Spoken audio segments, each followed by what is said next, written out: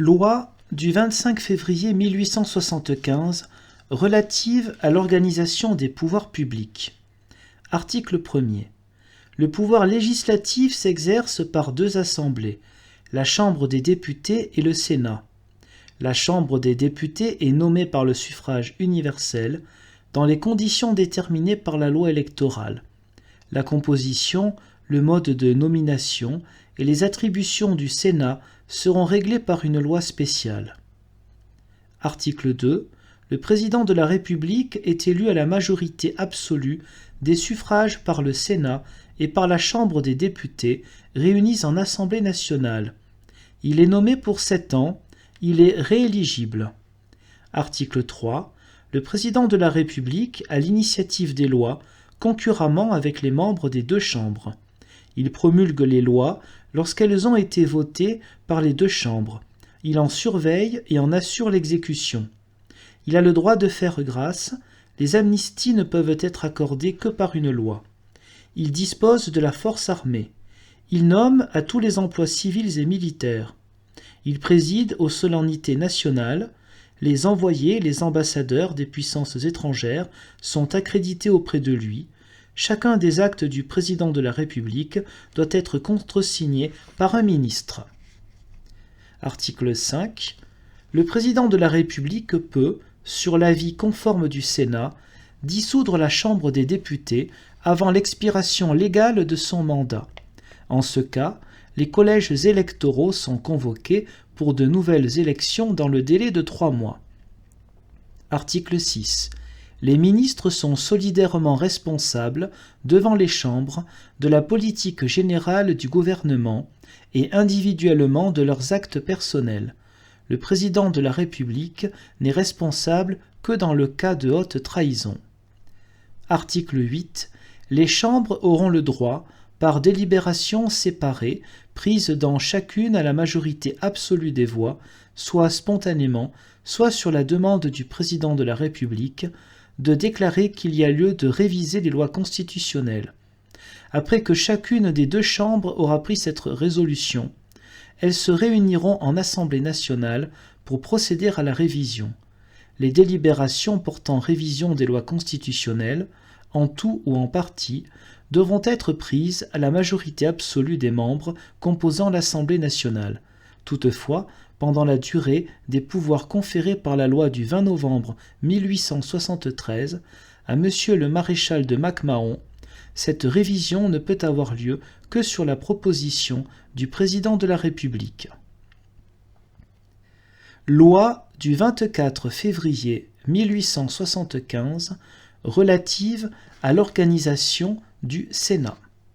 Article 1er. Le Sénat se compose de 300 membres, 225 élus par les départements et les colonies et 75 élus par l'Assemblée nationale. Article 3. Nul ne peut être sénateur s'il n'est français, âgé de 40 ans au moins et s'il ne jouit de ses droits civils et politiques. Article 4. Les sénateurs des départements et des colonies sont élus à la majorité absolue et, quand il y a lieu, au scrutin de liste par un collège réuni au chef-lieu du département ou de la colonie, et composé, premièrement des députés, deuxièmement des conseillers généraux, troisièmement des conseillers d'arrondissement, quatrièmement des délégués élus, un par chaque conseil municipal, parmi les électeurs de la commune. Dans l'Inde française, les membres du conseil colonial ou des conseils locaux sont substitués aux conseillers généraux, aux conseillers d'arrondissement et aux délégués des conseils municipaux. Ils votent au chef-lieu de chaque établissement. Article 5. Les sénateurs nommés par l'Assemblée sont élus au scrutin de liste et à la majorité absolue des suffrages. Article 6. Les sénateurs des départements et des colonies sont élus pour 9 années et renouvelables par tiers tous les 3 ans. Article 7. Les sénateurs élus par l'Assemblée sont inamovibles. En cas de vacance par décès, démission ou autre cause, il sera, dans les 2 mois, pourvu au remplacement par le Sénat lui-même. Article 8. Le Sénat a, concurremment avec la Chambre des députés, l'initiative et la confection des lois.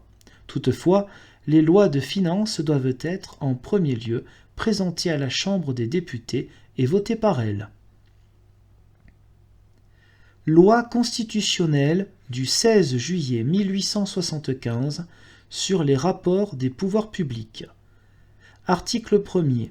Le Sénat et la Chambre des députés se réunissent chaque année le second mardi de janvier, à moins d'une convocation antérieure faite par le président de la République. Les deux chambres doivent être réunies en session 5 mois, au moins chaque année. La session de l'une commence et finit en même temps que celle de l'autre. Le dimanche qui suivra la rentrée, des prières publiques seront adressées à Dieu dans les églises et dans les temples pour appeler son secours sur les travaux des assemblées. Note, les prières ont été supprimées par la loi du 14 août 1884.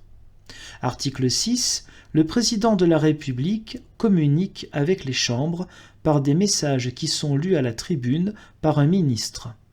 Les ministres ont leur entrée dans les deux chambres et doivent être entendus quand ils le demandent. Ils peuvent se faire assister par des commissaires désignés pour la discussion d'un projet de loi déterminé par décret du président de la République. Article 7. Le président de la République promulgue les lois dans le mois qui suit la transmission au gouvernement de la loi définitivement adoptée. Il doit promulguer dans les 3 jours les lois dont la promulgation, par un vote exprès de l'une et l'autre chambre, aura été déclarée urgente. Dans le délai fixé pour la promulgation, le président de la République peut, par un message motivé, demander aux 2 chambres une nouvelle délibération qui ne peut être refusée. Article 8. Le président de la République négocie et ratifie les traités. Il en donne connaissance aux chambres aussitôt que l'intérêt et la sûreté de l'État le permettent.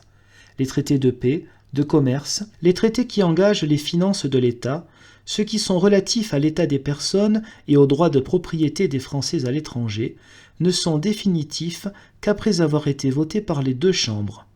Nulle cession, nul échange, nulle adjonction de territoire ne peut avoir lieu qu'en vertu d'une loi. Article 9. Le président de la République ne peut déclarer la guerre sans l'assentiment préalable des 2 chambres.